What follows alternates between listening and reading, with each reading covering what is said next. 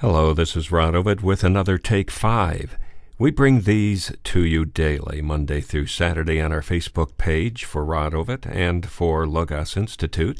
It's also found out on our Facebook page for Daybreak Devo.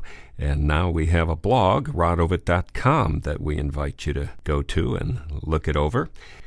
Today I want to look at a promise that God gave us, and then something he would like us to do. And it was written by the Apostle Paul to the church in Corinth. And every time I read something to the Corinthians or to the Ephesians, I think of today's church. A lot of application to our modern church found in those two books. And the verse is chapter 7, verse 1 of 2 Corinthians. Since we have these promises, beloved, let us cleanse ourselves from every defilement of body and spirit, bringing holiness to completion in the fear of God. Now, we've probably all heard that verse before, but I'd really like to do a little bit of a word study, just take you through it step by step, and some of the nuances will jump right off the page. I think you'll find this very interesting. So first off, you have to ask yourself, what promise is he talking about? Since we have these promises, and you have to look back at chapter before, chapter 6, verse 16, and Paul is speaking there, and he says, what agreement is there between the temple of God and idols? For we are the temple of the living God. As God has said, I will live with them and walk among them, and I will be their God, and they will be my people. Now, he starts off by saying, what agreement is there between the temple of God and idols? It's because throughout the entire chapter 6, he's talking about the decisions we make daily to be in the world, in the flesh, or to serve God. We all struggle with that, and so that's what chapter 6 is all about. And he says there's no agreement between the temple of God and idols, and there shouldn't be an agreement between us, the temple of Christ, and some of these worldly things we find ourselves into. And then he reminds us of a promise found in Leviticus 26, verse 12. This is called the promise for obedience. God is talking to his people, laying out the law, and he says, if you're obedient, I will live with them, I will live with you and walk with you. I'll be your God, and you will be my people. Paul takes that very same promise given to the Jewish nation back when they received the law, and he puts it right before the Corinthians in that day and before you and me today. That promise exists.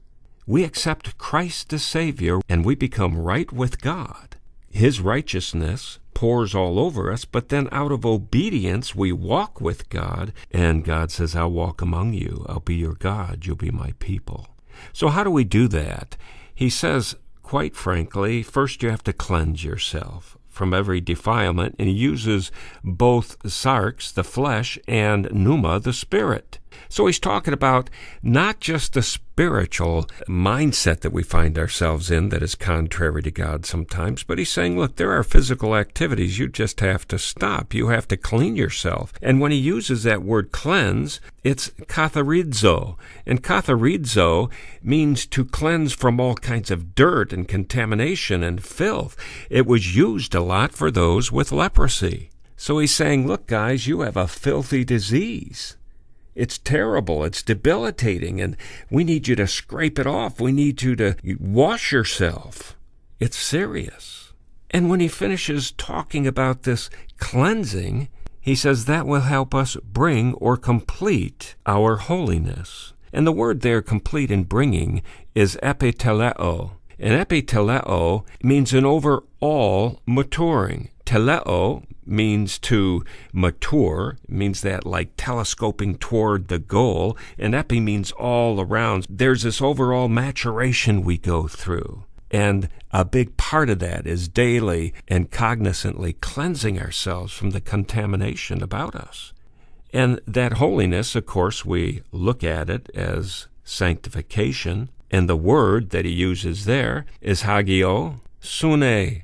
And that's a compound word, hagio meaning holy, and sune means being the same. So we are to have the same holiness as God.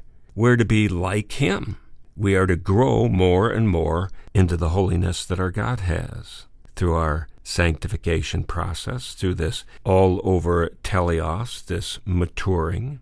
So it's a process, and we need to take it seriously, because he closes it all by saying, in the fear of God. And that's the question. What do we think of God? Is he holy to us? Is there this reverential awe when we think of God? Is there a fear that we are before the Holy One? Does that motivate us? Do we find ourselves getting up in the morning and saying, hey, I want to serve you, most holy God. Help me to cleanse myself from those stupid things I get into.